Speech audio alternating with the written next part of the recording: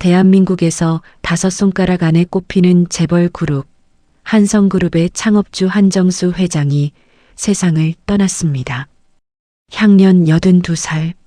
서울 강남의 대형 장례식장은 그가 살아온 산만큼이나 거대하고 화려했습니다.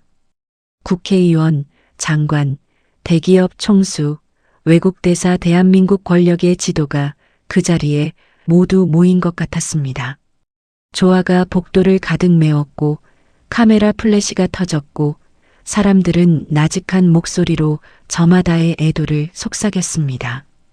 그런데 그 화려하고 엄숙한 장례식장에 낡은 청바지와 허름한 점퍼를 걸친 한 청년이 조용히 걸어 들어왔습니다. 머리카락은 단정하지 않았고 운동화는 밑창이 달아 있었으며 손에는 아무것도 들려있지 않았습니다. 꽃 한 송이도 조이금 봉투도 없었습니다. 그저 두 손을 꼭 쥔 채 빈소 안쪽을 향해 천천히 걸어 들어갔습니다. 그 모습을 본 사람들의 시선이 일제히 쏠렸습니다. 그리고 잠시 후 한성그룹 이사회 의장이자 한정수 회장의 맏아들 한승호 씨가 그 청년 앞을 가로막았습니다. 당신 여기 어떻게 들어온 거요? 청년은 천천히 고개를 들었습니다. 저는 한준서입니다. 한정수 회장님의 손자예요. 그 말이 떨어지는 순간 장례식장 안이 삽시간에 싸늘해졌습니다. 한승호 씨의 얼굴이 굳었습니다. 옆에 있던 가족들의 표정도 마찬가지였습니다. 그들은 청년을 위아래로 훑어보았습니다. 그 눈빛 속에는 당혹감과 함께 아주 날카로운 무언가가 담겨 있었습니다. 경멸, 그리고 두려움, 그리고 그로부터 2시간 후 변호사 한 명이 조용히 장례식장 안으로 들어왔습니다. 그는 작은 갈색 봉투를 손에 들고 있었습니다. 한정수 회장님께서 생전에 공증하신 유언장을 지금 개봉하겠습니다. 그 말이 끝나기도 전에 장례식장 안의 공기가 완전히 달라졌습니다.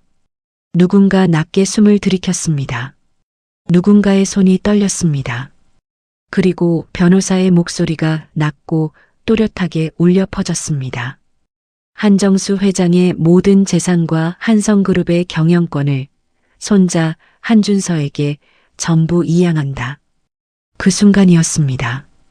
지금까지 청년을 내쫓으려 했던 사람들의 얼굴이 창백하게 질린 것은 이것은 단순한 유산 상속 이야기가 아닙니다. 20년 전 한 아이가 쫓겨나야 했던 이유, 그리고 한 할아버지가 20년 동안 혼자 지켜온 비밀, 그 모든 진실이 이 이야기 안에 담겨 있습니다. 자, 그럼 처음으로 돌아가 보겠습니다. 2024년 10월 3일 새벽 2시 17분 한준서의 핸드폰이 울렸습니다. 그는 반지하 월세방의 좁은 침대에서 눈을 떴습니다.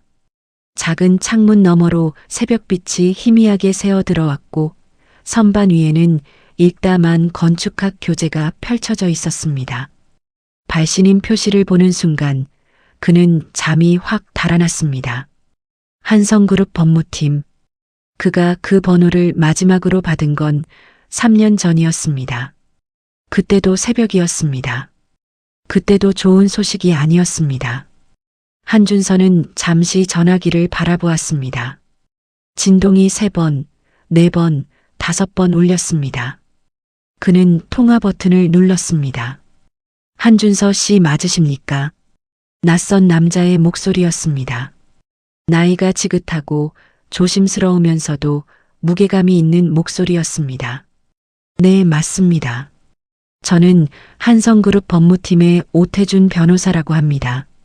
지금 연락드리는 건 한정수 회장님과 관련된 일 때문입니다.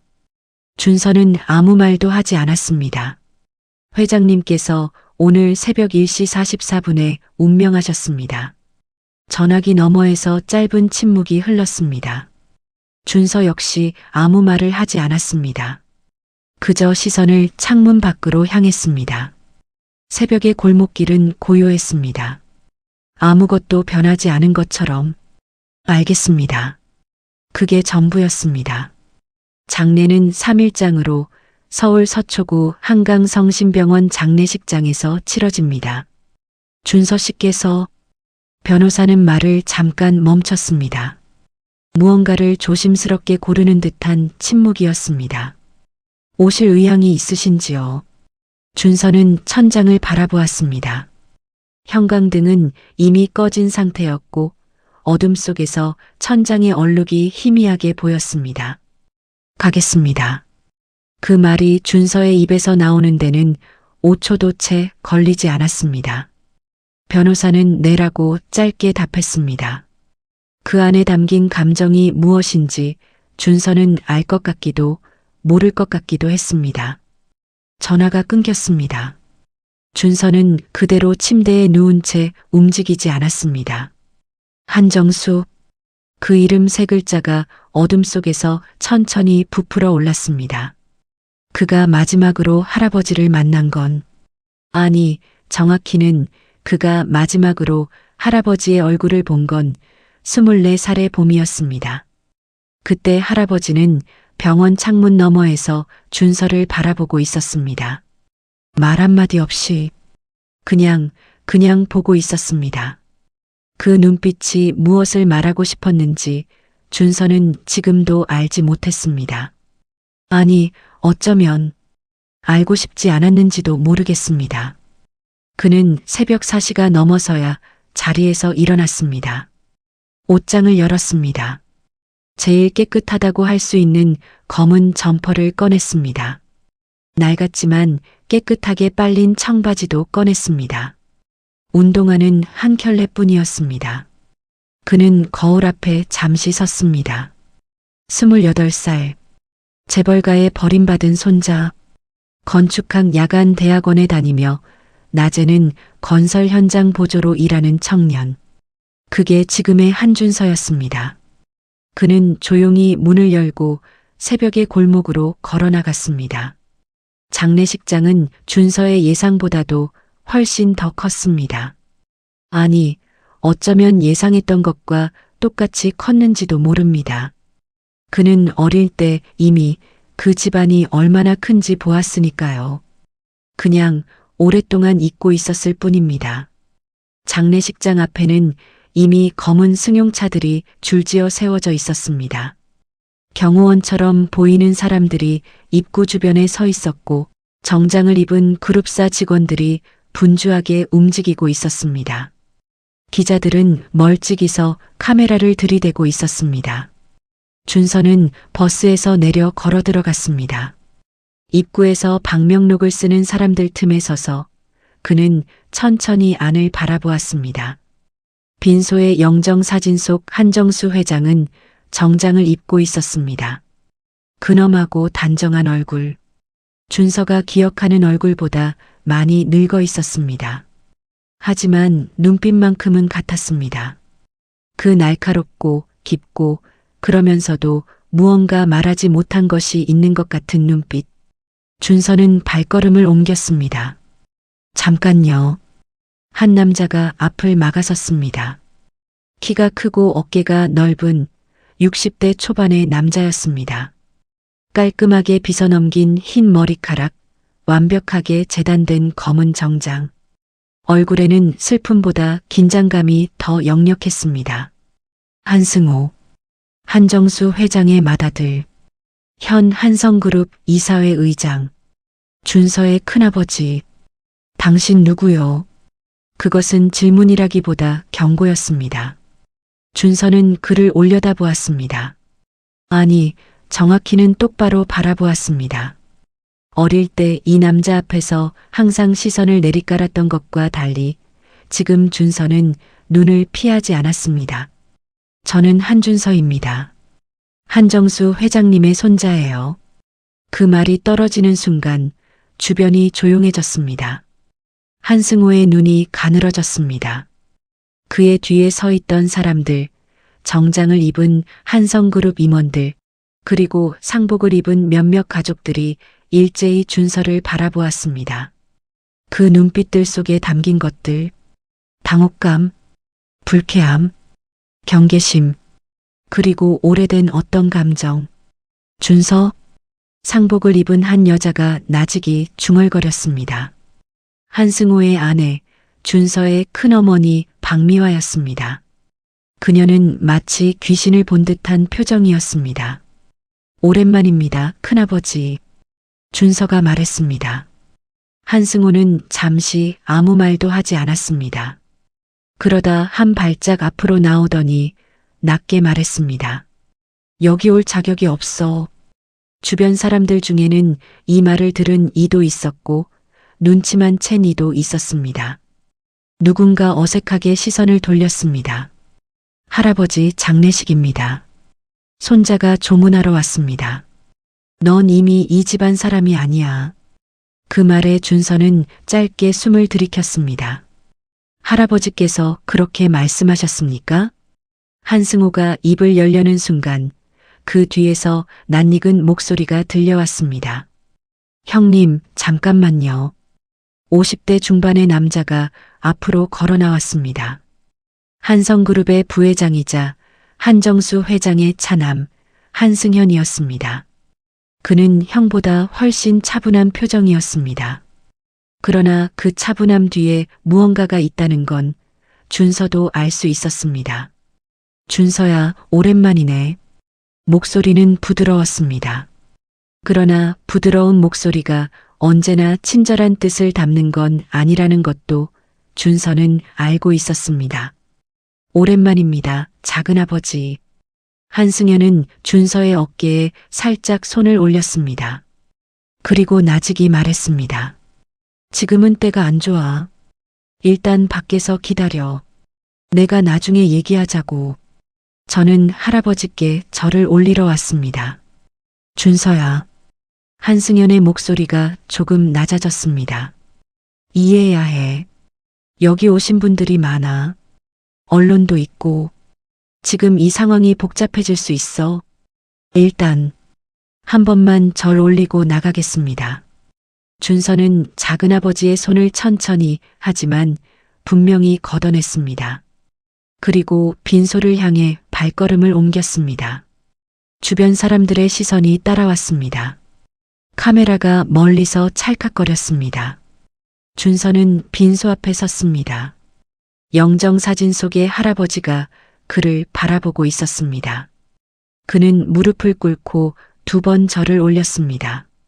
마음속으로 무슨 말을 했는지는 아무도 알 수 없었습니다. 그리고 일어서는 순간 옆에서 누군가가 팔을 잡아챘습니다. 경호원이었습니다. 나가주시죠. 준서는 저항하지 않았습니다. 그는 경호원에게 이끌려 장례식장 밖으로 나왔습니다. 찬 가을 공기가 얼굴에 부딪혔습니다. 그는 잠시 서서 하늘을 바라보았습니다. 잿빛 구름이 낮게 깔려 있었습니다. 그때였습니다. 등 뒤에서 발소리가 들렸습니다. 한준서 씨. 돌아보니 50대의 남자가 서 있었습니다. 단정한 정장, 서류 가방, 그리고 작은 갈색 봉투. 저는 오태준 변호사입니다. 전화로 연락드렸던. 준서는 그를 바라보았습니다. 잠깐 얘기 나눌 수 있을까요? 오 변호사는 조심스럽게 주위를 살폈습니다. 회장님께서 마지막에 준서 씨에 대해 말씀하셨습니다. 그 말에 준서의 심장이 조용히 내려앉았습니다. 이 이야기를 이해하려면 20년 전으로 돌아가야 합니다. 2004년의 봄. 한준서는 그때 8살이었습니다. 세상에서 가장 좋아하는 사람이 2명 있었습니다. 하나는 엄마였고 하나는 할아버지였습니다. 엄마 이수진. 그녀는 원래 한성그룹의 작은 계열사에서 일하는 평범한 디자이너였습니다. 한정수 회장의 둘째 아들 한승현이 아니었더라면 그녀의 이름은 한성그룹 역사에 한 줄도 남지 않았을 것입니다. 하지만 한승현은 그녀를 사랑한다고 했습니다. 결혼하겠다고 했습니다. 그리고 아이가 생겼을 때 그는 진심으로 기뻐하는 것처럼 보였습니다. 준서가 태어난 날 한승연은 병원에 있었습니다. 꽃다발을 안고 웃으면서 그것이 준서가 아버지에 대해 가진 가장 오래된 그리고 아마 가장 행복한 기억이었습니다. 그 이후의 기억들은 조각조각입니다. 아버지가 점점 집에 돌아오지 않던 것, 엄마가 밤에 전화기를 붙들고 울던 것, 할아버지 집에 갔을 때 사람들이 엄마를 이상한 눈으로 바라보던 것, 그리고 어느 날 아버지가 다른 여자와 결혼한다는 말이 들려왔습니다. 재벌가 집안의 딸, 적절한 배경, 적절한 스펙, 적절한 가문. 이수지는 그 어떤 것도 해당되지 않았습니다. 엄마는 아무것도 요구하지 않았다고 준서는 나중에야 알았습니다. 재산도 명예도 심지어 양육비도 제대로 요구하지 않았습니다. 그저 준서를 데리고 조용히 물러났습니다. 어쩌면 그것이 가장 현명한 선택이라고 생각했는지도 모릅니다. 그런데 그 시절 준서에게는 예외가 하나 있었습니다. 한정수 할아버지. 어릴 때부터 준서에게 할아버지는 조금 다른 존재였습니다. 아버지 한승연이 주말에도 얼굴을 비추지 않을 때 할아버지는 가끔씩 운전기사를 시켜 준서를 데리러 오게 했습니다. 그리고 집무실 소파에 나란히 앉아 어린 준서에게 이런저런 이야기를 들려주었습니다. 준서야, 사람이 가진 것 중에 제일 귀한 게 뭔지 아냐? 돈이요? 할아버지는 웃었습니다. 주름진 얼굴에 잔잔한 미소가 퍼졌습니다. 틀렸어.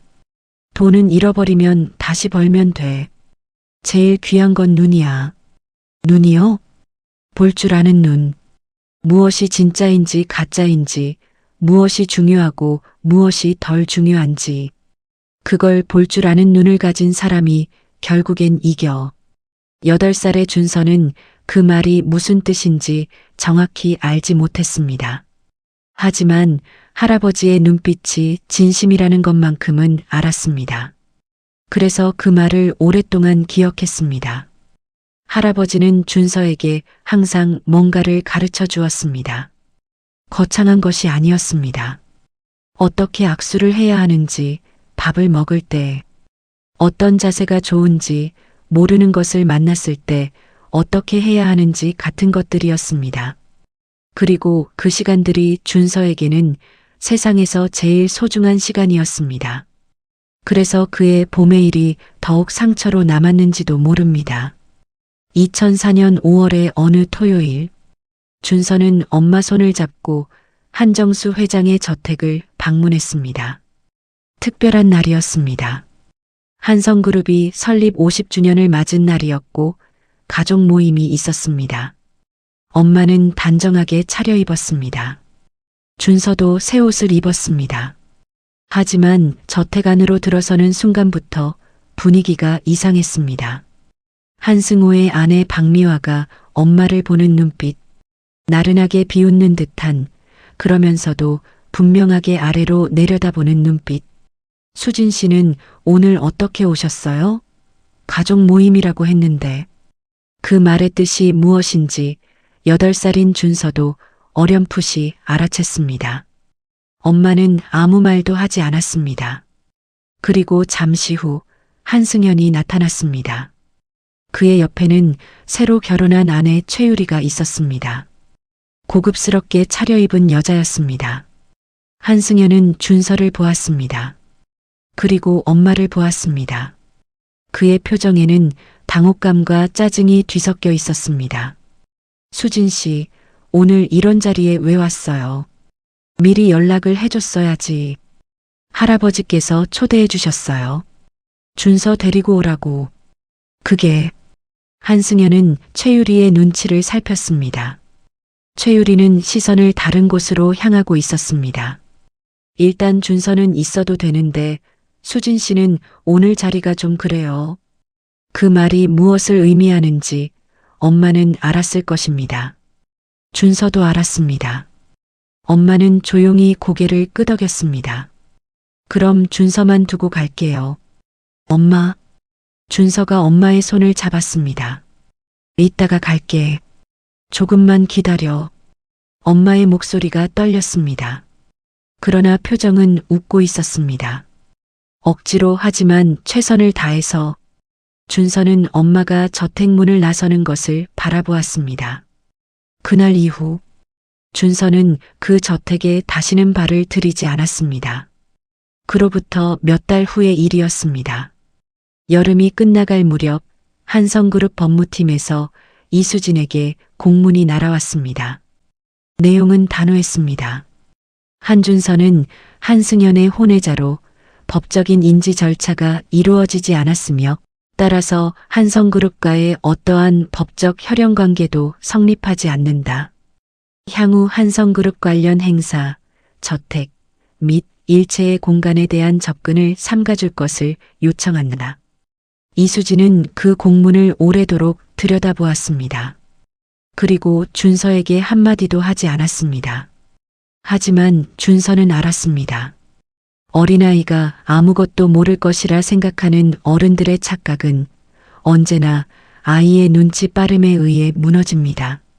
준서는 엄마의 표정으로 알았습니다.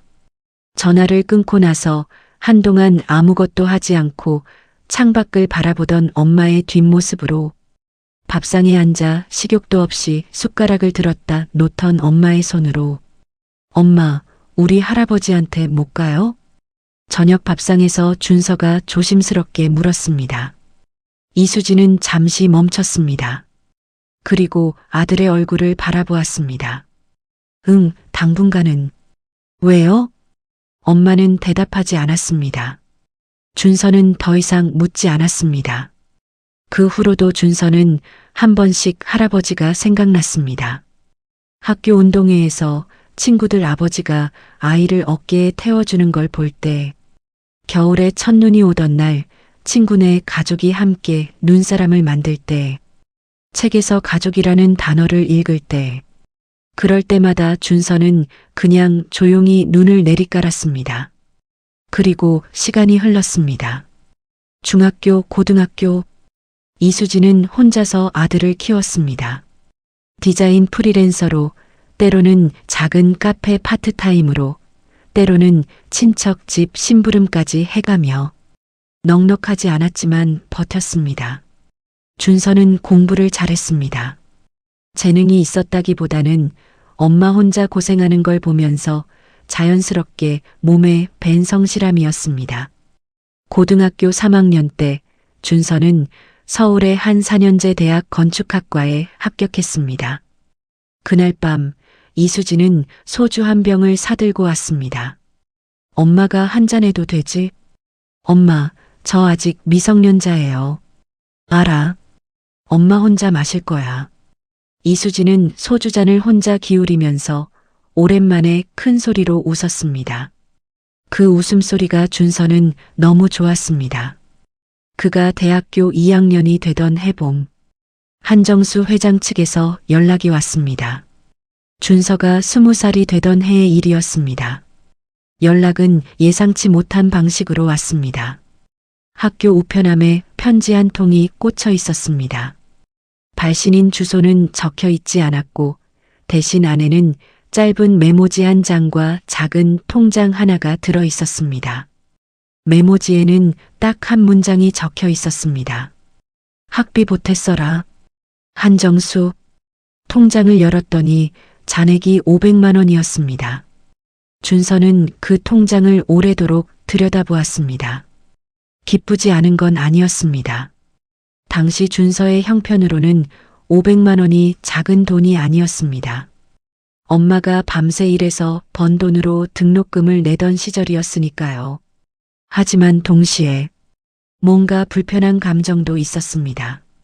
오지 말라고 했으면서 연락도 하지 않으면서 존재하지 않는 것처럼 대했으면서 이제 와서 이걸 보내는 건 무슨 의미인가? 위로인가? 보상인가? 아니면 그냥 양심의 무게인가? 준서는 사흘을 고민했습니다. 그리고 통장을 엄마에게 주었습니다. 어디서 났어? 할아버지가 보내셨어요. 이수진은 통장을 바라보다가 아무 말도 하지 않고 서랍에 집어넣었습니다. 그것이 전부였습니다. 그 이후로도 통장에는 한 달에 한 번씩 정해진 날에 돈이 입금되었습니다. 많지도 적지도 않은 액수, 말없이 설명 없이 준서는 그 돈을 쓰지 않았습니다. 아니, 정확히는 직접 쓰지 않았습니다. 엄마에게 넘겼고 엄마가 살림에 썼습니다. 준서 본인은 아르바이트로 벌어서 쓰는 것을 고집했습니다. 이유를 누가 물었다면 뭐라 대답했을지 모르겠습니다. 자존심이라고 하기에는 너무 어린 시절부터 시작된 고집이었고 분노라고 하기에는 너무 조용한 것이었습니다. 그냥 그렇게 했습니다. 대학 생활은 바빴습니다. 건축학은 준서가 생각했던 것보다 훨씬 더 그의 성격과 맞았습니다. 설계도면 위에서 공간을 만들어 나가는 작업이 아주 어릴 때부터 막힌 것들을 그림으로 풀던 습관과 맞닿아 있었습니다. 교수들은 준서의 설계 안에서 독특함을 발견했습니다.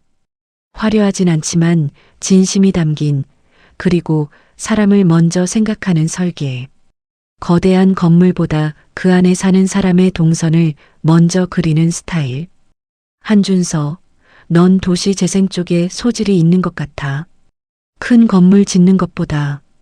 3학년 때 지도교수가 한 말이었습니다. 준서는 그 말을 기억했습니다. 도시 재생, 낡고 쓸모 없어진 것들을 다시 쓸 수 있게 만드는 일, 버려진 것들에 새 숨을 불어넣는 일, 그것이 준서에게 맞는 일이라는 게 그에게는 왜인지 당연하게 느껴졌습니다. 대학 4학년 졸업을 앞두고 한승연 측에서 연락이 왔습니다. 아버지가 아니라 한성그룹 비서실에서 보낸 공문이었습니다. 내용은 간단했습니다. 한준서가 원한다면 한성그룹의 그룹사 중 하나인 한성건설 신입공채에 지원할 수 있다. 단 한준서라는 이름을 사용하지 않고 한시성도 사용하지 않으며 한성그룹과의 관계를 일체 밝히지 않는 조건 하에서 준서는 그 공문을 읽고 천천히 반으로 접었습니다. 그리고 쓰레기통에 버렸습니다. 대신 그는 취업 포털에서 중소건설회사의 공고를 찾아 지원했습니다. 면접을 3군데 받고 한 곳에서 합격 연락을 받았습니다. 그렇게 준서의 사회생활이 시작되었습니다. 그 이후로 4년이 흘렀습니다. 준서는 작은 건설회사에서 일하면서 야간에 대학원 수업을 들었습니다. 건축 도시재생 전공. 낮에는 현장에서 일하고 밤에는 도면을 그렸습니다. 반지하 월세방은 5년째였습니다. 그 사이 이수진의 건강이 나빠졌습니다. 만성 피로에서 시작된 것이 검사를 받아보니 간 관련 질환이었습니다. 심각한 수준은 아니었지만 관리가 필요했습니다. 더 이상 무리해서 일하기가 어려웠습니다.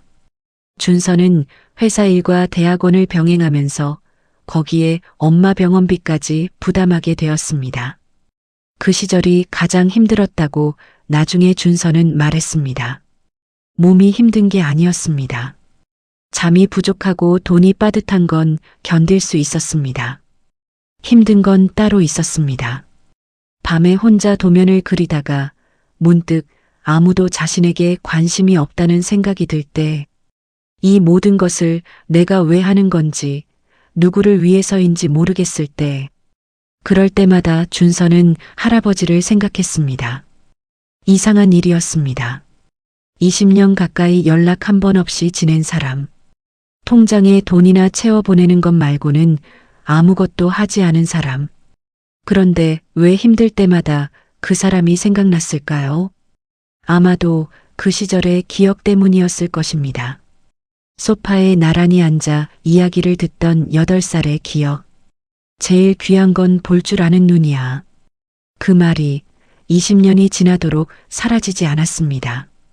그러던 어느 날, 준서가 24살이 되던 해의 가을, 한성그룹 법무팀에서 다시 연락이 왔습니다. 이번에는 문자였습니다.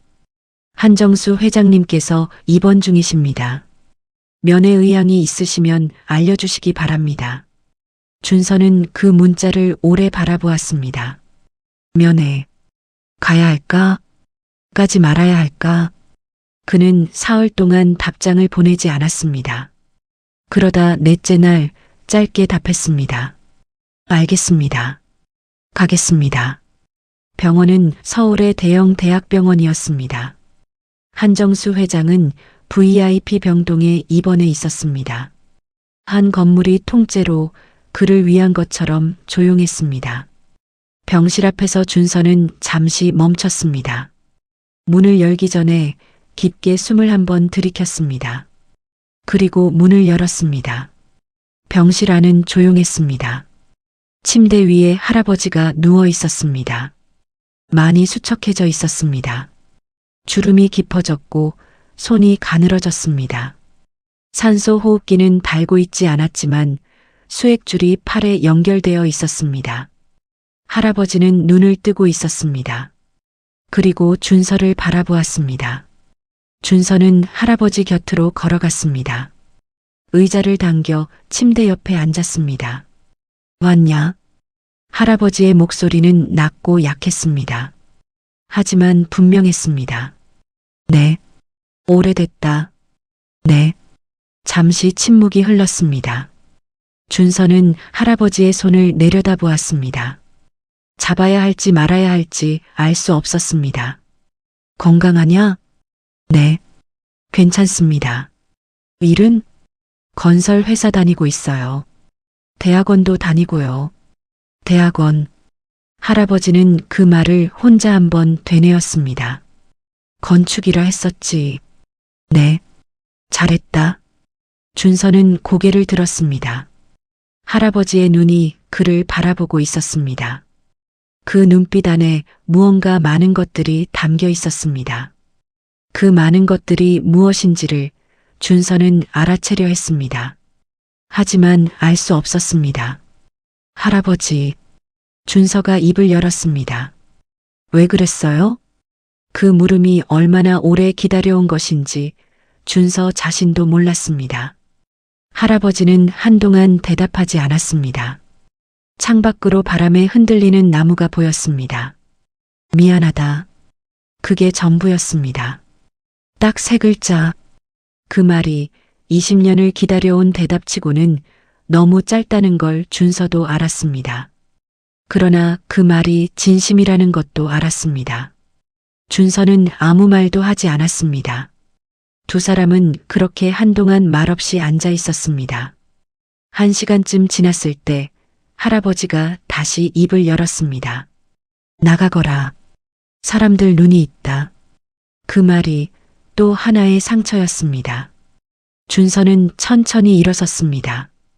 다음에 또 올게요. 그러나 다음 방문 허가는 오지 않았습니다. 그 대신 병실 창문 너머에서 할아버지가 준서를 바라보는 장면이 있었습니다. 준서가 병원을 나서며 뒤를 돌아보았을 때 2층 창문에서 할아버지가 서 있었습니다. 말없이 그냥 그것이 마지막이었습니다. 사람들은 재벌가를 상상할 때 2가지 이미지 중 하나를 떠올립니다. 첫 번째는 화려함, 넓은 저택, 고급차, 유럽에서 상가구, 외제 시계. 두 번째는 냉혹함, 돈을 위해서는 무엇이든 하는 사람들, 피도 눈물도 없는 계약관계, 가족마저 이해득실로 계산하는 세계. 한성그룹은 둘 다였습니다.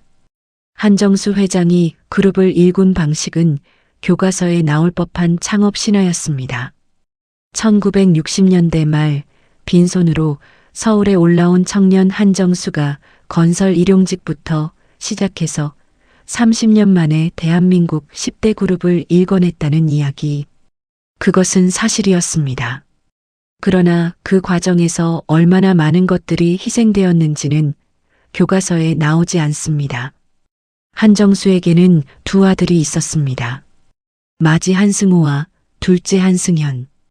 2 아들은 어릴 때부터 달랐습니다. 한승호는 아버지를 닮았습니다.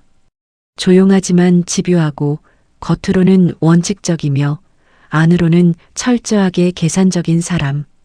그룹을 이어받는 것이 자신의 당연한 운명이라고 생각했고 그것을 위해 모든 것을 준비했습니다.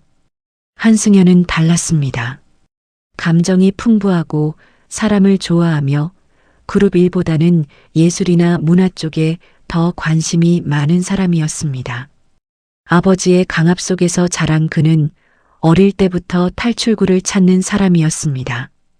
이수진은 어쩌면 그 탈출구 중 하나였는지도 모릅니다. 그러나 탈출구는 영원하지 않습니다. 결국 문이 닫히면 탈출구는 그냥 막힌 문이 됩니다. 한정수는 두 아들을 사랑했습니다. 하지만 그의 방식으로 한성그룹이라는 이름을 지키는 것이 가장 중요한 것이고 그것을 위해 가족이 존재하며 가족의 감정이나 욕구는 그 다음이었습니다. 그 논리 안에서 이수진과 준서는 처음부터 변수였습니다. 제거해야 할 변수, 그것이 준서가 쫓겨난 진짜 이유였습니다. 하지만 한정수는 그 이후로 내내 한 가지 질문과 싸워야 했습니다. 내가 한 일이 옳았는가? 경영자로서의 논리는 옳았습니다. 그러나 사람으로서의 양심은 그 질문이 20년 동안 그를 따라다녔습니다. 통장에 돈을 보낸 것은 그 양심의 표현이었습니다. 병원 창문에서 준서를 바라본 것도 그리고 변호사 오태준에게 남긴 그 봉투도 한정수는 죽기 6개월 전부터 유언장을 쓰기 시작했습니다. 처음에는 일반적인 내용이었습니다. 한승호에게 경영권, 한승연에게 일부 재산, 계열사 임원들에 대한 감사, 사회공헌재단의 기부금. 그런데 유언장을 수십 번 고쳐 쓰는 동안 그는 계속 같은 곳에서 멈췄습니다. 준서, 한준서. 그 이름 앞에서 그는 매번 오래 앉아 있었습니다. 병원 창문에서 내려다보던 그 청년의 뒷모습, 낡은 점퍼, 다른 운동화 하지만 곧게 선 어깨, 잘했다는 말을 들었을 때 그 아이가 지었던 표정. 한정수는 오 변호사를 불렀습니다. 새로 써야겠어. 무엇을요? 전부. 오 변호사는 아무 말도 하지 않았습니다. 그는 오랫동안 한정수의 법무를 담당해온 사람이었고 이 순간이 언제 올지 어렴풋이 기다리고 있었는지도 모릅니다. 한준서한테 다 줄 거야. 확실하십니까? 내가 평생 한 일 중에 그 아이한테 한 일이 제일 잘못됐어. 한정수의 목소리는 흔들리지 않았습니다. 이제 늦었는지도 모르지. 그래도 해야지. 장례식 이틀째. 오태준 변호사가 준서를 장례식장 근처의 카페로 불렀습니다. 카페는 조용했습니다. 오 변호사는 이미 구석자리에 앉아 있었고 앞에는 아메리카노 2잔이 놓여 있었습니다. 준서가 자리에 앉자 오 변호사는 말없이 갈색 봉투를 꺼냈습니다. 이것은 한정수 회장님이 생전에 공증하신 유언장입니다. 공개는 발인 후에 하도록 되어 있습니다만 오늘 준서 씨께 먼저 내용을 알려드리는 것이 회장님의 뜻이었습니다. 준서는 봉투를 바라보았습니다. 내용이 뭔지 미리 말씀해 주시겠어요? 오 변호사는 잠시 준서를 바라보았습니다. 그리고 말했습니다. 회장님은 한성그룹의 경영권과 모든 재산을 준서 씨에게 이양하셨습니다. 아무 소리도 들리지 않았습니다. 카페 안에서 커피 머신이 돌아가는 소리, 옆 테이블에서 나누는 대화 소리, 바깥의 자동차 소리. 그 모든 것이 한순간에 사라진 것 같았습니다. 다시 한번 말씀해 주시겠어요? 한정수 회장님의 유언은 한성그룹 경영권과 그룹 소유 재산 전체를 손자 한준서에게 이양한다는 것입니다. 준서는 테이블 위에 커피를 바라보았습니다. 한참 후에 그가 입을 열었습니다. 한승호 큰아버지는 아십니까? 아직 모르십니다. 발인 당일 공식 절차에 따라 유언장이 공개될 예정입니다. 나를 알리지 않으면 안 됩니까? 오 변호사가 잠시 멈췄습니다. 공증된 유언장이기 때문에 법적 절차대로 진행해야 합니다. 준서 씨의 의사와 무관하게. 준서는 고개를 끄덕였습니다. 회장님이 남기신 말씀이 있습니다. 오 변호사가 봉투 안에서 작은 편지지를 꺼냈습니다. 직접 읽어보시겠습니까? 아니면 제가 읽어드릴까요? 제가 읽겠습니다. 준서는 편지지를 받았습니다. 글씨는 노인의 것이었습니다. 힘이 있지만 떨리는 그러면서도 또렷하게 눌러 쓴 글씨. 준서야, 늦었다는 걸 안다. 이 편지를 내가 읽을 때쯤이면 나는 없을 테니 변명이 무슨 소용이겠냐. 그래도 적어두고 싶었다. 내 엄마를 내보낸 건 내 결정이었다. 내가 쫓겨난 것도 내 결정이었다. 승현이를 탓하지 마라. 그 아이는 그냥 아버지 말을 따른 것뿐이다. 내가 나쁜 놈이야. 사업을 지키겠다는 명목으로 사람을 버렸다. 어린아이를. 그 죄는 갚을 수 없다. 재산으로 갚을 수 있는 것도 아니다.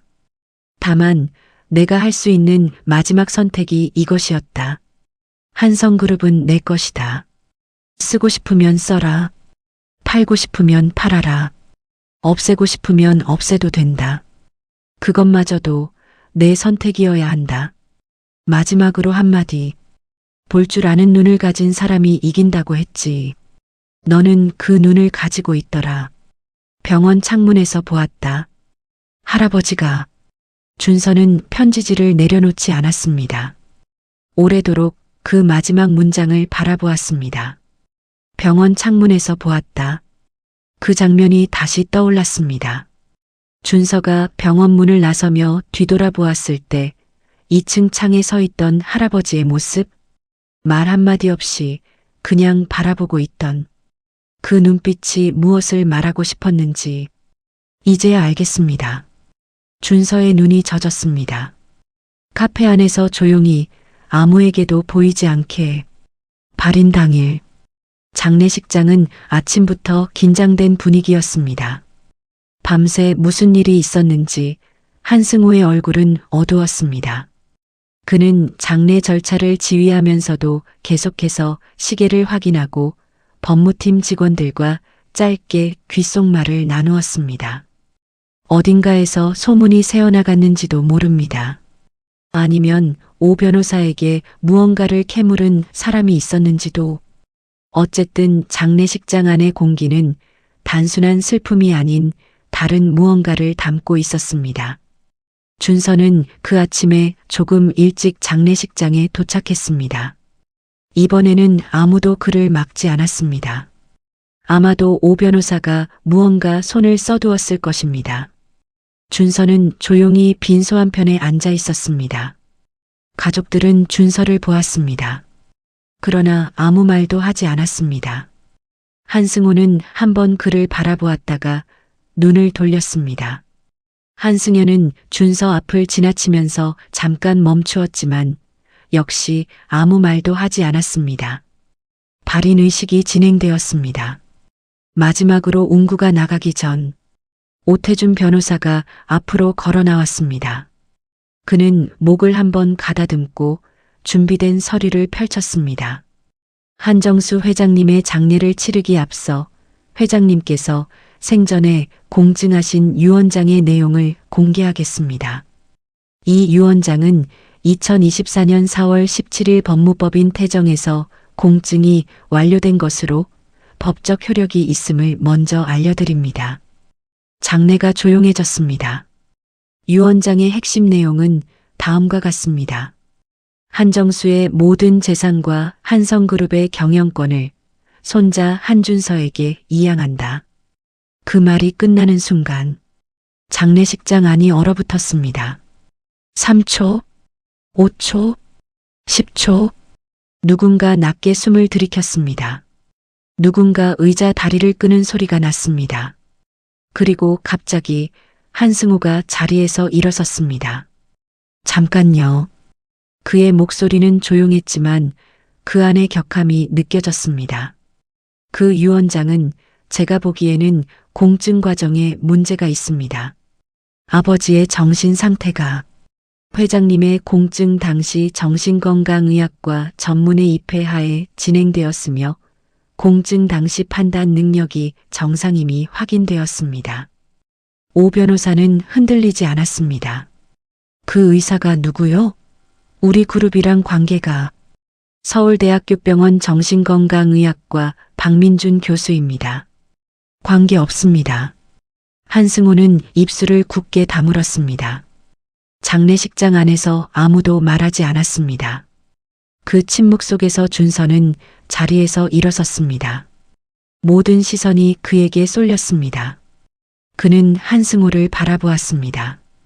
그 다음 한승연을 바라보았습니다. 그리고 조용히 말했습니다. 저도 이 결정이 쉽지 않습니다. 목소리는 낮았지만 장례식장 안에 퍼졌습니다. 할아버지의 뜻을 제가 어떻게 받아들여야 할지 아직 모르겠습니다. 다만 오늘 이 자리는 할아버지의 마지막 길을 배웅하는 자리입니다. 지금은 그것만 생각하면 좋겠습니다. 그리고 그는 다시 자리에 앉았습니다. 한동안 아무도 말하지 않았습니다. 장례식장 바깥에서는 가을 햇살이 조용히 내리쬐고 있었습니다. 그로부터 사흘 후 준서는 오태준 변호사와 다시 만났습니다. 이번에는 법무법인 사무실이었습니다. 한승호 측의 법률 대리인이 유언장 무효 소송을 준비하고 있다는 소식이 들려왔지만 오 변호사는 침착했습니다. 준비가 되어 있습니다.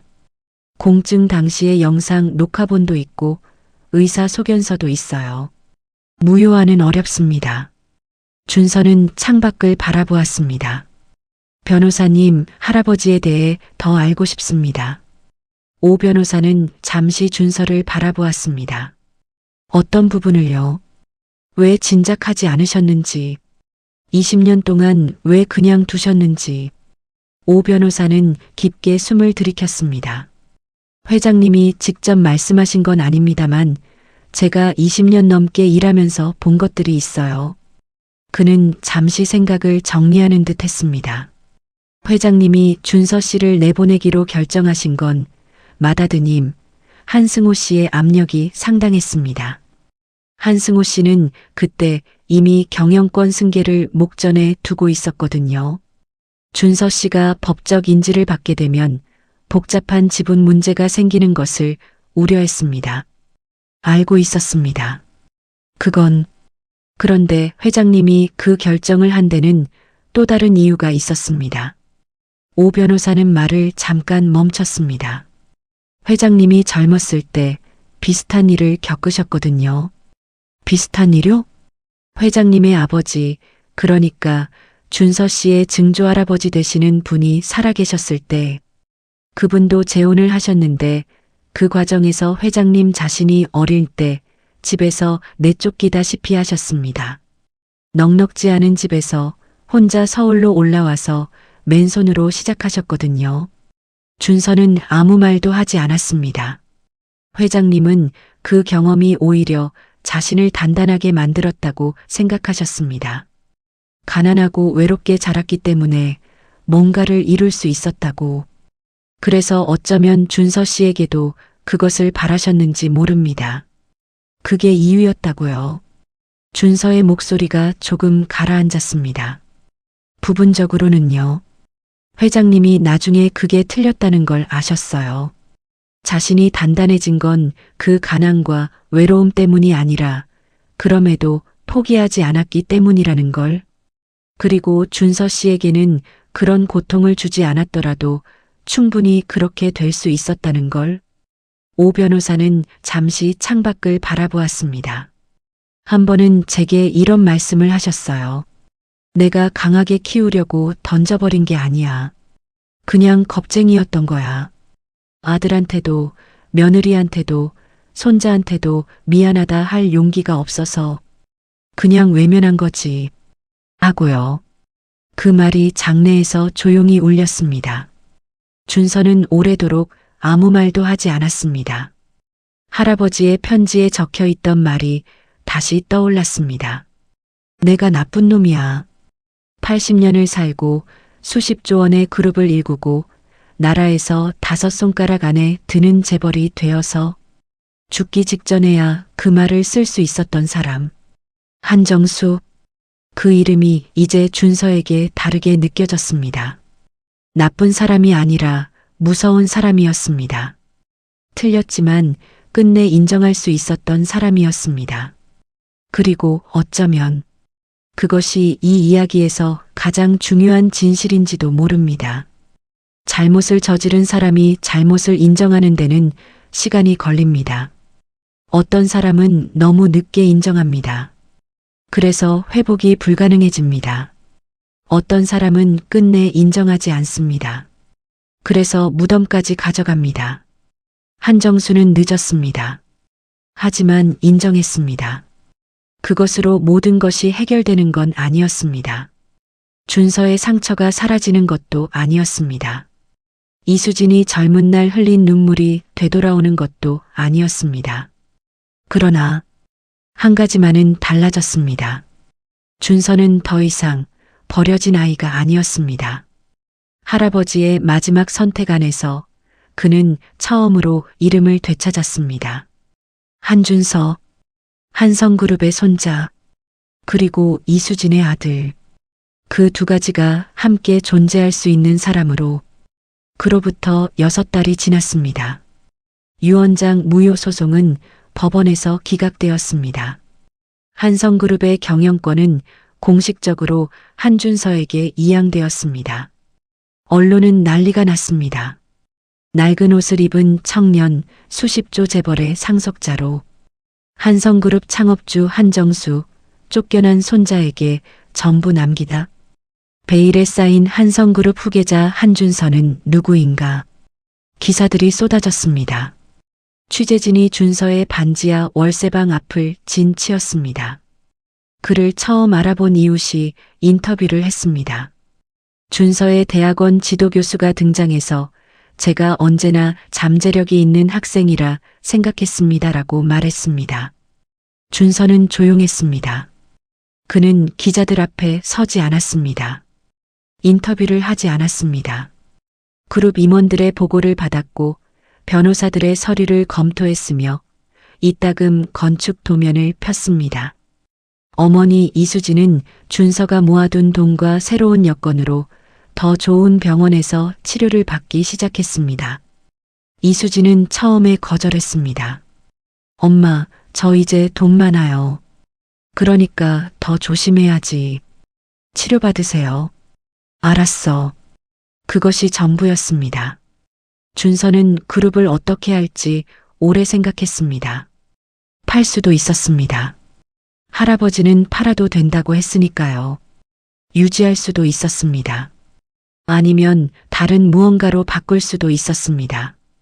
그는 결국 세 번째 길을 선택했습니다. 한성그룹의 건설 부문을 중심으로 도시재생 전문 기업으로 전환하는 작업을 시작했습니다.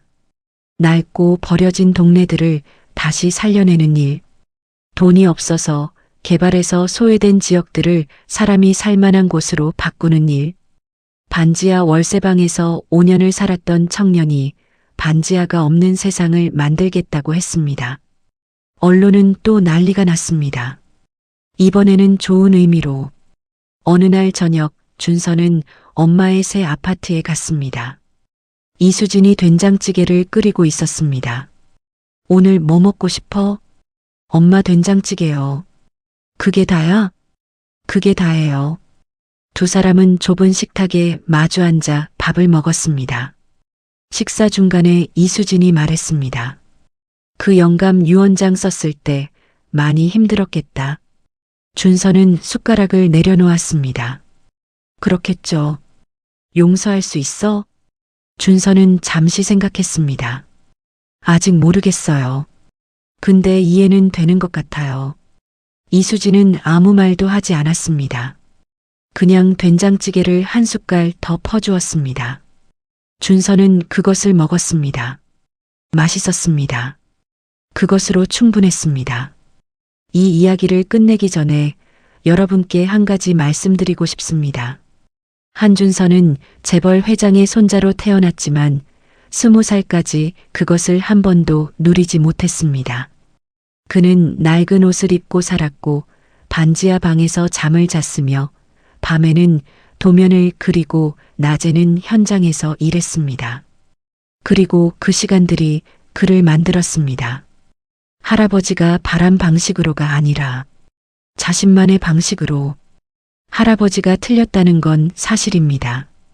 어린아이에게 고통을 주면서 강해지기를 기대하는 건 잘못입니다. 사랑 없이 버텨야 하는 삶은 버텨냈다고 해서 아름다워지지 않습니다. 그러나 버텨낸 사람은 남습니다. 준서는 남았습니다. 그리고 그가 남긴 것들은 어쩌면 한정수가 평생 쌓아 올린 것보다 더 오래 기억될지도 모릅니다. 낡은 운동화를 신고 장례식장에 걸어 들어간 청년. 할아버지의 마지막 편지를 카페에서 혼자 읽은 청년. 반지하가 없는 세상을 만들겠다고 한 청년. 그의 이름은 한준서입니다. 한성그룹의 손자이자 이수진의 아들. 그리고 이제 그 자신의 사람. 들어주셔서 감사합니다.